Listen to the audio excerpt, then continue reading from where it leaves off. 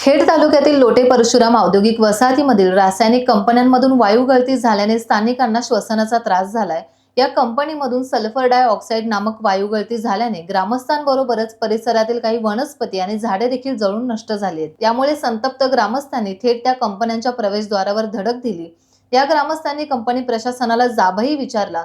भविष्यात पुन्हा असा प्रकार घडल्यास कंपनी विरोधात आम्हाला तीव्र आंदोलन करावे लागेल असा इशारा यावेळी ग्रामस्थांनी दिला।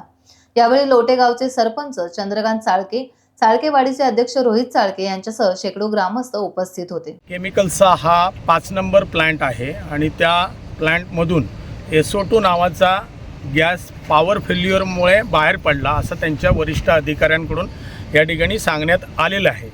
त्यांनी पॉवर फेल्युअर झाल्यानंतर ज्या ठिकाणून हा SO2 नावाचा गॅस बाहेर पडला होता तो संपूर्ण आमच्या ह्या पंचक्रोशीमधील चाळकेवाडी आणि तलारवाडी या संपूर्ण एरियामध्ये जी काय भाजीपाला असेल, झाडं असतील, ह्या सगळ्यांवर त्याचा प्रादुर्भाव होऊन ती झाडं सगळी जळून गेलेली आहेत। ही प्रत्यक्ष आपल्याला पाहण्यासाठी या ठिकाणी मिळालेली आहे।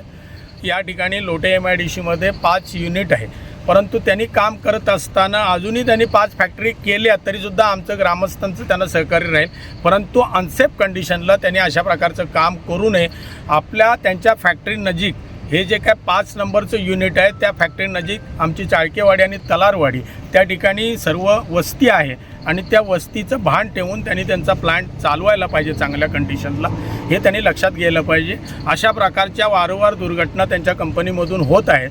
आपण MPCB, MIDC आणि कलेक्टर, प्रांत तहसीलदार यांच्याकडे ही कंप्लेंट नोंदवणार आहोत आणि पोलीस स्टेशनला याची कंप्लेंट आपण नोंदवणार आहोत आणि त्यांच्यावर जे काही कायदेशीर कारवाई जी करता येईल ती करण्यासाठी आपण सर्वतोपरी प्रयत्न करू। टाइम्स डिजिटलला लाईक करा, सबस्क्राईब करा, शेअर करा आणि बेल आयकॉन दाबायला विसरू नका। पाहत रहा टाइम्स डिजिटल।